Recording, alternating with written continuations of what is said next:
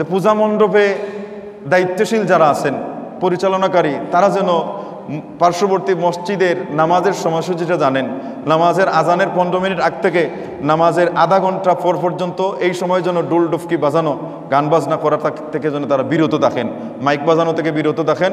এবং মণ্ডপ, পূজা মণ্ডপ যেটা থাকবে, নিরাপত্তা প্রহরিত থাকবে, পাশাপাশি যেন সিসি ক্যামেরাও ব্যবস্থা করা হয়, যেন সহজে আসল অপরাধী চিহ্নিত করা যায়। যার মধ্যে ধর্মীয় জ্ঞান আছে, সে কি কোনো মুসলমানের প্রতি আক্রমণ করতে পারে বা অন্য কোনো মানুষের প্রতি আক্রমণ করতে পারে? অবশ্যই না। কারণ পূজা আসতেছে তাদের হিন্দু ধর্মের একটা ধর্মীয় অনুষ্ঠান, ঠিক কিনা? আল্লাহ বলেছেন লা ইকরাহা ফিদ্দিন, দিনের ব্যাপারে কোনো বাড়াবাড়ি নেই। কে কোন ধর্ম পালন করলো এটা তার স্বাধীনতা। সে কারণ পৃথিবীতে বর্তমানে 10,000 ধর্মের মানুষ আছে, যার যার পালন করতেছে। এই স্বাধীনতা ইসলাম তাকে দিয়েছে, আল্লাহ দিয়েছেন, রসুল দিয়েছে। কারণ আল্লাহ অন্যত্র বলেছেন লাকুম দীনুকুম ওয়ালিয়া দিন, যে যে ধর্ম পালন করবে সেই ধর্মের সেই কর্মের হিসাব সে তার নিজে দিবে। আমি আমার ধর্মের ব্যাপারে, আমার কর্মের ব্যাপারে আমি আল্লাহর কাছে আমি জবাব দেব এবং এর যাজা বা পুরস্কার পাবো। অন্য ধর্মের মানুষ সে তার কর্মের জন্যে, সে তার কাজের জন্যে, সে তার ধর্মের জন্য আল্লাহর কাছে জবাব দিবে, অথবা আল্লাহর কাছ থেকে সে পুরস্কার পাবে। সেটা অন্য ধর্মের মানুষের ব্যাপারে এটা আমাকে আল্লাহ জিজ্ঞেস করবেন না, আর আমার ব্যাপারে অন্য কেউ জিজ্ঞেস করবেন না। আমরা প্রতিবেশী হিসেবে তাদেরকে বিভিন্ন সহযোগিতা করা যেতে পারে, কিন্তু আমরা সেখানে উপস্থিত হইব না এবং তাদেরকে কোনো ক্ষেত্রে আমরা ডিস্টার্ব দেব না।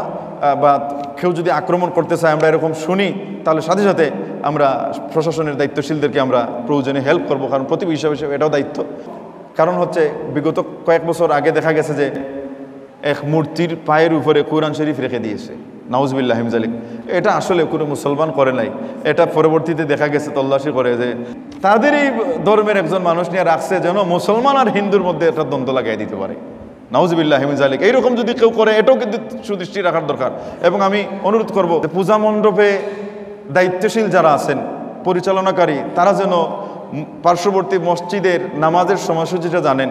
নামাজের আজানের 15 মিনিট আগ থেকে নামাজের আধা ঘন্টা পর পর্যন্ত এই সময় যেন ডুল ডুফকি বাজানো, গান বাজনা করার থেকে যেন তারা বিরত থাকেন, মাইক বাজানো থেকে বিরত থাকেন। এবং উস্কানিমূলক কথা যেন তারা কোনো কিছু তাদের বক্তব্যের মধ্যেও না আসে, এইটা খেয়াল রাখেন। এবং মণ্ডপ, পূজা মণ্ডপ যেটা থাকবে সেটাই যেন চতুর্দিকে যেন অবশ্যই নিরাপত্তা প্রহরিত থাকবে, পাশাপাশি যেন সিসি ক্যামেরাও ব্যবস্থা করা হয়, যেন সহজে আসল অপরাধী চিহ্নিত করা যায়। আল্লাহ আমাদের প্রত্যেককে যেন মিলেমিশে এই দেশকে উন্নয়নের দিকে আগায় নেওয়ার তৌফিক দান করেন বলে আমিন।